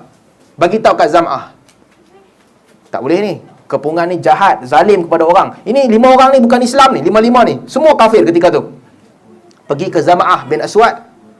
Zam'ah kata, aku pun tak setuju. Kita plan ramai-ramai, esok kita pergi ke Kaabah, kita koyak buang perjanjian pulaukan orang Islam. Mereka pun pergi ke Kaabah, mereka buat trik wayang apa ke. Zuhair mula. Zuhair pergi ke depan tu, Zuhair kata, ni perjanjian ni menghina orang, bagi orang tak boleh makan, aku takkan duduk demi Allah sampai aku koyak perjanjian ni. Abu Jahal kata, engkau takkan koyak. Lepas tu mereka buat plan ramai-ramai. Mut'im bangun, lepas tu Abul Bakhtari bangun, cakap-cakap ramai-ramai, sampailah Al-Mut'im bin Adi, dia pergi koyak. Kata Al-Mut'im, bila aku pergi nak koyak, aku nampak kertas ni telah dimakan oleh ulat-ulat kecil, dah makan habis, tinggal cuma nama Allah je, Bismikallahumma. Jadi mereka ini 5 orang ni bukan Islam. Hisham bin Amr, Zuhair bin Abi Muawiyah, Abul Bakhtari, Al-Mut'im bin Adi dan juga Zam'ah bin Aswad. 5 orang bukan Islam, tapi dia tolong Nabi. Apa balasannya? Nabi hormati mereka. Mut'im ni tolong Nabi, tuan-tuan, sampai bila Nabi balik daripada Taif, Nabi dengan Zaid bin Harithah, anak angkat Nabi. Zaid kata, kita dah keluar dari Mekah, mungkin tak boleh masuk kot, dia halau kita. Nabi bagi tahu, tak apa, bagi tahu kat orang tu, minta dia tolong, jamin kita. Dia nak ke tak? Bagi tahu orang pertama, tak nak. Bagi tahu orang kedua, tak nak. Lalas Nabi kata, cuba Al-Mut'im bin Adi. Jadi pergi bagi tahu Mut'im, boleh tak jamin aku masuk? Mut'im kata, okey, tak apa. Mut'im masuk rumah dia, bagi tahu kat anak dia 2 orang, bawa pedang kamu, kita ikut Muhammad, bawa Muhammad pergi Mekah. Jadi Al-Mut'im bin Adi, 2 anak dia, bawa Nabi SAW masuk ke Kaabah. Abu Jahal tahan mereka. Abu Jahal tanya, engkau bawa Muhammad ni sebab engkau Islam ke sebab engkau saja nak tolong? Mut'im kata, aku saja nak tolong dia, tak nak kena-mengena dengan agama. Abu Jahal kata, okey, kalau macam tu tak apa. Jadi 5 orang ni, mereka bukan Islam, mereka tolong Nabi. Nabi balas jasa mereka. Nabi balas, walaupun bukan dengan perbuatan, tapi Nabi hormati mereka. Apabila Nabi tahan 70 orang tawanan Badar, Nabi kata kat para sahabat, sebelum bincang, sebelum apa, kalaulah Al-Mut'im bin Al-Adi masih hidup, dia datang, dia suruh aku lepaskan 70 orang, aku lepaskan 70 orang. Nabi kenang mereka yang membantu. Apabila nak pergi perang Uhud, Nabi pesan kepada sahabat, dalam perang Badar, Nabi pesan kepada sahabat, jangan bunuh Bani Hashim, sebab Bani Hashim tak mau datang perang, mereka dipaksa. Jangan bunuh Al-Abbas. Al-Abbas pak saudara Nabi, jangan bunuh dia. Dan jangan bunuh Abul Bakhtari. Abul Bakhtari yang salah seorang terlibat dengan perjanjian. Hudzaifah, kalau tak silap saya Hudzaifah. Ketika tu Hudzaifah dia nak pergi perang, Hudzaifah kata, "Oh, mana boleh? Bapak kita bunuh, pak saudara Nabi kita tak bunuh. Aku kalau jumpa Abbas, aku bunuh Abbas first sekali." Nabi pergi ke Umar, Nabi kata ke Umar, "Adakah patut bapak saudara Nabi dibunuh?" Umar kata, "Lepaskan aku pergi potong kepala." Umar kira potong kepala orang eh. Kata, "Aku pergi potong kepala Hudzaifah." Umar kata nafak. Umar sebut perkataan munafik, nafaqa, dia telah nifak. Nabi biarkan Umar. Hudzaifah kata, "Sejak daripada tu aku rasa menyesal, dan kekesalan aku itu tak hilang sampailah kalau Allah ampunkan aku." Dalam sirah disebutkan, bila Hudzaifah meninggal dunia, Umar datang kat Hudzaifah. Umar kata, "Aku kenang kerana Hudzaifah kali pertama Nabi panggil aku Abu Hafs." Abu Hafs kali pertama Nabi panggil dalam peristiwa itu. Cuma yang penting, tapi Abul Bakhtari tadi ni, para sahabat tangkap dia. Dia dengan seorang kawan dia. Bila para sahabat kata, "Abul Bakhtari, jalan. Ni seorang kami bunuh." Abul Bakhtari kata, "Kamu nak lepaskan aku, sahabat aku lepaskan sekali lah." Sahabat kata, tak boleh. Engkau, Nabi suruh lepaskan, kami lepaskan. Sahabat engkau tak ada exempted, tak ada pelepasan, kami bunuh sahabat engkau. Abul Bakhtari kata, "Kalau begitu kamu bunuh aku sekali. Sebab aku takut nanti aku balik pergi kat Quraisy. Quraisy kata, apa dia ni selamatkan diri dia, kawan dia biar mati." Abul Bakhtari kata, "Kamu bunuh aku sekali." Dia pun mati dibunuh. Cuma nak cerita, kafir yang membantu orang Islam, orang Islam kena kenang budi dia. Orang Islam berpegang pada janji mereka. Jadi saya nak masuk sikit dalam konteks negara ini. Kerjasama dengan kafir, kerjasama politik dan sebagainya, orang Islam tak boleh mungkir janji. Kalau dia janji nak bekerjasama dengan orang ni, kafir ni, dia ada beberapa benda yang dia nak bekerjasama, dia tak boleh mungkir. Sebab sifat orang Islam bukan mungkir janji. Sifat orang Islam bukan mempergunakan orang lain untuk kepentingan dia. Orang Islam tak boleh buat begitu. Orang Islam kaum yang berpegang kepada janji. Tetapi kasih sayang mutlak kepada sesama Islam. Ini dua bab yang kena beza. Kita janji dengan orang, kita pegang. Tapi kasih sayang mutlak kepada orang Islam. Dan kafir mesti tahu itu. Tuan-tuan, dia macam jalan pertengahan ni susah. Kadang-kadang kita pergi terlebih ke depan, kadang-kadang terkurang ke belakang. Kita kadang-kadang betul dah pegang janji, tapi kafir pun tak tahu yang kita lebihkan Islam lebih daripada dia. Itu tak boleh. Al-Islamu ya'lu wa la yu'la alaih. Islam lebih tinggi, tidak ada yang lebih tinggi daripada Islam. Jadi maksudnya nak bekerjasama dengan kafir boleh, tapi bila lebih sangat, itu tak boleh. Paling tidak engkau kufur. Dia ni sahabat aku, dia Islam. Jadi ini sedikit sebanyak apabila kita berurusan dengan perbezaan pandangan, konteks negara dan sebagainya, yang tak boleh betul-betul bekerjasama dengan kufur, menzalimi orang Islam. Itu tak boleh. Ada orang Islam, Muslim dengan kafir bekerjasama menzalimi orang Islam.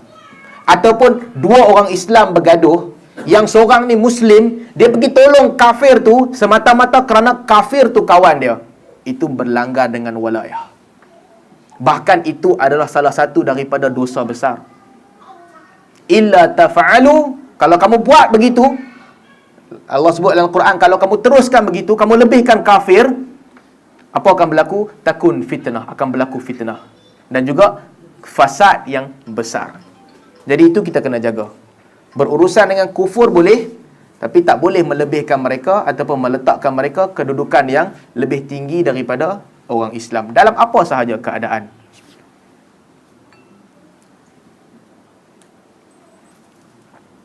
Saya ingat tuan-tuan, setakat ni dulu kot kita berhenti sejam suku.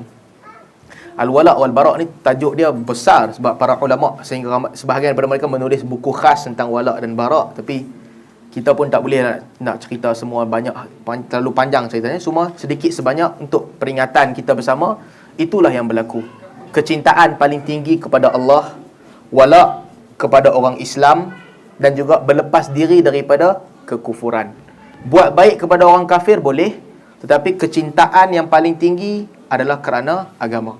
Tak boleh ada benda lain yang replace kedudukan agama, yang diletakkan lebih atas daripada agama.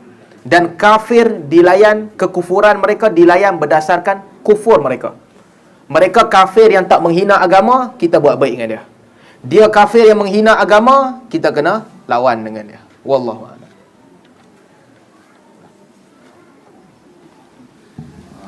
Terima kasih Ustaz Salman. Sebenarnya tajuk ni panjang sebenarnya kan. Dan tajuk ni sebenarnya adalah sebahagian daripada tauhid kita sebenarnya kepada Allah Subhanahu Wa Taala. Jadi kalau ada kesempatan yang akan datang, kita akan sambung Ustaz dalam dia punya peringkat-peringkat apa dipanggil wala al-bara. Jadi saya ada satu ni lah pertanyaan Ustaz. Ada dalam sebuah konteks negara demokrasi yang berbagai bangsa, dalam satu pemimpin tu mungkin dipimpin oleh seorang Islam, dan bawah-bawah dia tu mungkin dipimpin oleh seorang bukan Islam. Jadi dalam dipimpin sebagai seorang bukan Islam dan kita dipimpin oleh orang bukan Islam, macam mana sikap kita Ustaz? Sikap terhadap pemimpin ke milih pemimpin tu? Maknanya pemimpin yang memimpin kita itu sebagai seorang bukan Islam. Pemimpin bukan Islam. Tuan-tuan, pertama sekali kita kena beza antara negara itu adalah negara Islam ataupun tidak. Dalam erti kata kekuasaan itu kepada agama ataupun tidak. Di sudut sentimen. Saya ingat sentimen orang, kita beruntung kalau kita katakan Malaysia itu negara Islam. Image dia Islam, kita mudah nak memasukkan ciri-ciri Islam dan sebagainya. Di sudut itu lebih baik bagi kita, menunjukkan Islam lebih tinggi. Tetapi di sudut perlembagaan, kita tak boleh menafikan yang dia negara sekular. Sebab ada perlembagaan yang mengatur agama dan bukan agama. Artinya agama tertakluk kepada sesuatu yang lain. Itu dia benda tak jelas lah. Sebab asalnya sekular tak boleh ada agama. Tetapi apabila ada agama, bukan lagi sekular. Tetapi agama pula bererti agama itu di tempat tertinggi. Kalau ada benda lain yang lebih tinggi daripada agama, itu bukan lagi agama. Kan, kalau ada satu benda yang lebih tinggi daripada Al-Quran, itu bukan lagi Islam. Di sudut Islam. Jadi, dia bukan Islam mutlak, dia bukan juga sekular mutlak. Sebab kalau sekular mutlak, agama tak ada tempat. Di Malaysia, Alhamdulillah, agama persekutuan dan sebagainya ada tempat. Nak kata agama mutlak pun tidak. Sebab ada sesuatu yang boleh memadamkan Al-Quran.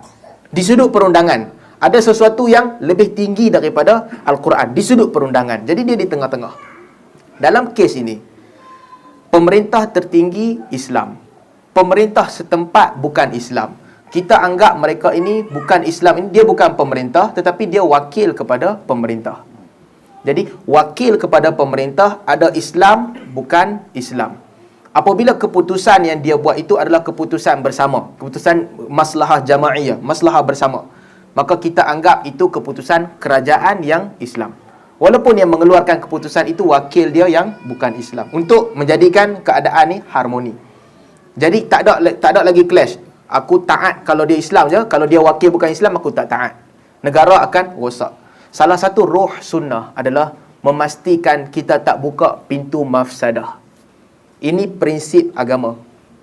Prinsip agama dalam negara adalah menutup pintu mafsadah. Menutup pintu kerosakan. Di zaman Nabi SAW, pemerintah berkuasa paling tinggi. Pemerintah boleh buat apa dia nak buat. Harta zakat dan baitul mal dia yang uruskan. Maka Nabi kata, jangan keluar memerangi mereka. Ma aqama fikumus salah. Maksudnya, selagi mereka Islam, selagi mereka mendirikan solat, jangan keluar lawan mereka. Sebab kalau kamu lawan mereka, rosak negara. Dia berkuasa, kamu lawan dia, akan hancur. Kehancuran lebih besar. Walaupun dia dah jahat dah, dia dah zalim dah, kalau kamu lawan, hancurnya lebih besar. Hikmahnya apa? Jangan buka kunci kerosakan. Kalau buka kunci kerosakan, hancur negara. Jadi sebab itu kalau kita baca dalam buku-buku hadis, buku-buku akidah, banyak larangan keluar memerangi pemerintah. Sebab apabila keluar memerangi pemerintah Islam, mafsadahnya cukup besar. Pemerintah dengan kekuatan tenteranya, dengan polisnya, dengan semua yang dia ada, kita pula menzahirkan kemarahan, kita berkumpul lawan dua kumpulan yang besar. Akhirnya banyak darah orang Islam yang akan mengalir. Jadi atas prinsip itulah agama ini menjaga, jangan buka pintu kerosakan. Begitu juga dalam konteks negara moden ni, apa sahaja yang boleh membuka pintu kerosakan ni, yang boleh membuka pintu kehancuran, kita jangan masuk lubang tu. Jadi kalaulah kita kira wakil pemerintah ni Islam aku hormat, bukan Islam aku lawan dia, itu akan membuka pintu kerosakan. Itu akan menjadikan negara kucar kacir. Dan dia di atas pemikiran, dia di atas ijtihad. Ada orang dia sampai ke tahap jangan tegur kerajaan secara terbuka sebab membuka pintu kerosakan. Saya ingat dalam konteks demokrasi moden itu tak buka pintu kerosakan, bahkan itu membantu. Kalau semua orang dia pergi bagi tahu kat pemerintah, aku tahu hang curi 200 tapi aku tak abang kat orang lain, hang sembunyi. Dia pun kata tak apalah, hang tahu biarkan hang seorang-seorang. 70 orang abang kat dia pun dia kata tak apalah, 70 orang ni je tahu. 70 orang tutup mulut bagi tahu kat dia aja, hang aku dah tahu hang buat salah ni, cuba hang jangan buat salah dah. Dalam negara demokrasi, semua orang teguk dia diam, tak jadi ya. Apa jadi? Kita tahu dalam negara demokrasi ni orang mengundi akhirnya. Jadi rakyat buat apa? Rakyat pun bagi tahu kat orang ramai. Rupanya sepatutnya dia ni beli benda ni, dia pergi beli benda lain dengan duit negara. Jadi orang tahu. Apabila orang tahu, orang menekan kerajaan itu. Apabila orang tekan kerajaan, kerajaan pun takut. Oh, aku tak boleh buat macam ni dah. Aku buat begini, orang akan tekan aku. Maka dalam kes itu, ini maslahah. Ini bukan mafsadah. Jadi, mengira maslahah dan mafsadah itu kena tengok konteks. Tegur pemerintah kesalahan pengurusan wang dan sebagainya secara terbuka, itu membawa maslahah. Tuan-tuan, banyak benda yang dah berubah disebabkan orang tegur, orang tekan. Pemerintah nak buat benda, orang tekan, tak bagi, orang tegur secara terbuka, orang cerita. Lalu pemerintah pun berhenti daripada buat benda tu. Itu maslahah namanya. Jadi, semua ni berdasarkan perkiraan masing-masing. Kadang-kadang kita tak nampak kan. Ada orang, bukan di Malaysia lah, di mana-mana sahaja, menteri yang bermasalah. Jadi, apabila rakyat tegur, orang bawa dokumen, orang tegur secara terbuka, tekanan, apa jadi? Pemerintah tertinggi pun pecat menteri tu. Ini maslahah, kebaikan kepada rakyat. Begitu juga dalam kes lain. Orang kalau betul tanya demonstrasi sebagai contoh, kena kira. Keluar ramai-ramai ni membawa kebaikan ke keburukan? Jadi orang Islam sepatutnya pemikiran dia mesti matang, dia mesti fikir, dia mesti dah gariskan siap-siap. Keluar demokrasi, kesan buruk dia apa? Kesan buruk dia satu, kereta polis terbalik. Kesan buruk dia jalan kotor. Kesan buruk dia semua ni. Kesan baik dia apa? Kesan baik dia, cukai ni nampak gaya, kalau ramai-ramai keluar, cukai ni akan dihapuskan. Kesan baik dia, orang akan mulakan dakwah hitam. Dia kena bandingkan dua-dua. Apabila dia banding, dia nampak maslahah lagi banyak pada mafsadah ni, dia boleh keluar pada ketika tu. Tapi kalau banding-banding dia fikir, tak boleh kerajaan ni, kita keluar, dia pukul kita, belah kita pun mati, belah dia pun mati, jangan keluar. Sebab Nabi tak bagi membuka pintu kerosakan. Jadi orang Islam kena bijak. Saya tak bagi tahu sokong mana pun, saya tak suruh tuan-tuan sokong mana, tetapi dalam bab ini orang Islam kena bijak, menilai maslahah dan juga mafsadah. Begitu juga dengan kita undi. Lang-lang nak masuk cerita pasal undi. Tuan-tuan, undi ini dia berdasarkan pada ijtihad kita. Dalil dah jelas. Benda yang haram kamu jangan dekat. Wala tarkanu ilal ladzina zalamu fatamassakumun nar.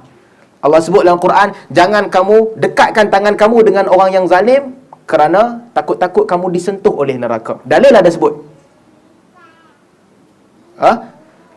Kamu mesti berlaku adil. Wa idza hakamtum bainan nasi an tahkumu bil adl. Kalau hukum mesti hukum dengan adil. Wala yajrimannakum syana'anu qaumin ala alla ta'dilu. Jangan disebabkan kamu benci menjadikan kamu tak adil. Dalil dah sebut. Tetapi akhirnya yang nak implement dalil ni siapa? Kita sendiri. Kita undi parti ni atas pemikiran kita. Aku rasa kalau aku undi parti ni Islam akan tertegak, kita wajib undi.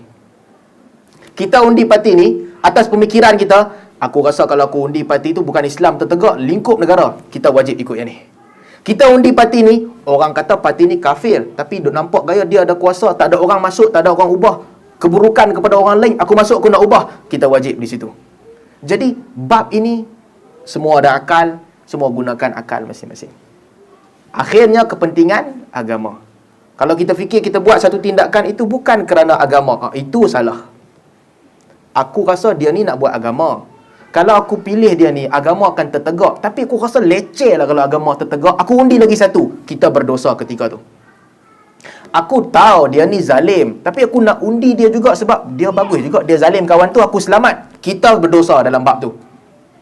Tapi kalau kita kata, dia memang zalim, tapi aku duk rasa lagi satu ni lagi zalim pada dia. Di situ tak apa.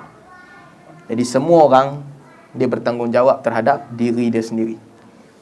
Cuma prinsip-prinsip agama ni kita kena lihat. Dengan akal yang Allah bagi kepada kita, kita kena jaga pintu kerosakan jangan dibuka.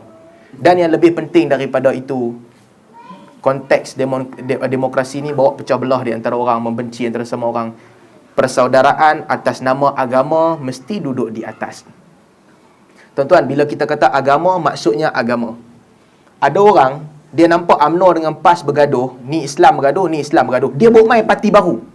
Dia buat main parti baru, dia kata, kalau hampa nak Islam, hampa kena duduk sini. Itu pun tak boleh. Tambah satu lagi parti, bukan kembalikan orang kepada Islam, dia tambah lagi pecah belah. Cara nak satukan apa? Hang tinggalkan apa yang ada melainkan Islam, hang pun tinggalkan apa yang ada melainkan Islam, aku pun tinggalkan apa yang ada melainkan Islam, kita bersatu atas nama agama. Jadi, itu sahaja. Bab lain kita boleh berbeza, sebagaimana kita sebut tadi, boleh berurusan dalam urusan keduniaan buat baik dengan orang kafir. Cuma persaudaraan paling tinggi adalah la ilaha illallah. Persaudaraan atas dasar tauhid. Wallahu a'lam.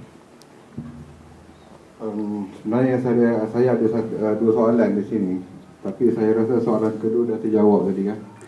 Pemimpin yang berlainan akidah. Jadi Ustaz dah jawab.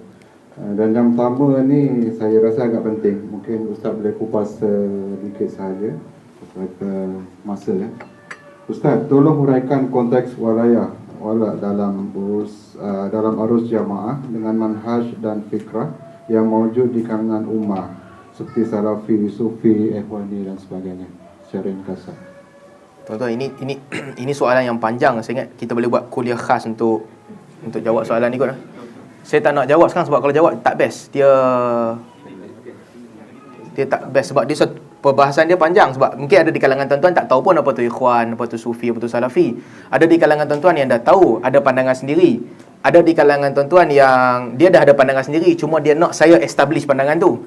Jadi kita lain kali lah kita buat kuliah khas untuk jawab. Saya ingat sebab panjang sangat perbahasan ni. Jadi kita soalan pertama ni kita buat untuk jilid 2. Wala wal wara. InsyaAllah kita akan buat pada masa yang akan datang. Kalau itu kita jawab siap-siap. Lain kali. Tak apa, ni saya ada satu soalan lah. Ini yang lebih fokus pada soalan-soalan kecil dalam masyarakat kita lah. Ustaz boleh huraikan sedikit lah. Sebenarnya sebagai seorang Islam, kita ni tak boleh tasyabbuh dia Ustaz dengan apa yang orang musyrik ataupun kafir buat. Sebagai contoh, kita merayakan hari jadi ataupun ingat ulang tahun, orang bangsa ataupun agama lain buat, kita pun buat. Jadi sebagai seorang Islam, sebagai seorang umum, awam sebagai kita kan, apa sebenarnya peringkat wala dan al-bara untuk ini secara ringkasan? Berkaitan dengan menyerupai orang kafir. Man tashabbaha biqaumin fahuwa minhu. Sesiapa yang menyerupai satu kaum, dia termasuk dalam kaum itu. Jadi hukumnya berbeza-beza. Ada benda yang kita serupa dengan kafir, itu sebahagian daripada agama mereka, ataupun itu membawa kerosakan, mafsadah. Pada saya itu haram. Kita rasa bosan pakai jubah orang Islam, kita tukar pakai jubah pendeta Yahudi, itu tak boleh, haram. Ataupun kita pergi pakai kain macam Sami Hindu, itu pun tak boleh. Sebab itu berkaitan dengan tokoh agama dia, berkaitan dengan agama dia. Perayaan dia juga sama. Perayaan agama dia kita pergi sambut. Itu tak boleh, haram. Tapi kalau bagi cuti, kita ambil lah cuti. Cuti bukan sambut. Cuti berehat di rumah itu tak apalah. Tapi menyambut ataupun dalam bab urusan melibatkan agamanya, haram. Sama ada perayaan ataupun benda-benda lain. Yang melibatkan agama tak boleh. Kalau satu benda itu dia tak melibatkan agama, tetapi dia sekadar apa yang dilakukan oleh kufur sebagai adat biasa. Mereka mulakan adat kebiasaan itu. Kita boleh ikut tak boleh ikut. Dalam bab ini Nabi SAW cuba untuk melayani kafir dalam banyak hal. Kafir sikat rambut ke belakang, Nabi sikat rambut ke tengah. Nabi layani kafir. Tak sama dengan kafir. Jadi banyak kes yang Nabi SAW melayani kafir. Ada sampai menjadi wajib. Orang Yahudi mencukur janggut mereka. Nabi SAW haramkan para sahabat cukur janggut. Haramkan cukur janggut dan Nabi suruh pendekkan misai. Jadi melayani mereka ada yang sampai ke tahap itu. Cumanya ada bab-bab yang harus ini sebahagian ulama berpandangan kalau diikut adalah makruh. Kalau tak ada keperluan kita ikut mereka, makruh. Kalau tak ada keperluan, ada keperluan tak apalah. Jadi semua ini berdasarkan penilaian. Ada maslahah, tak apa. Perubatan sebagai contoh. Kita cuba bekam, sakit tu tak baik. Kita pergi cuba pula perubatan ikut orang Cina, baik. Itu tak apa, ada kebaikan. Mungkin sakit tu tak sesuai dengan bekam, sesuai dengan tu kita buat tu jadi. Itu tak apa. Jam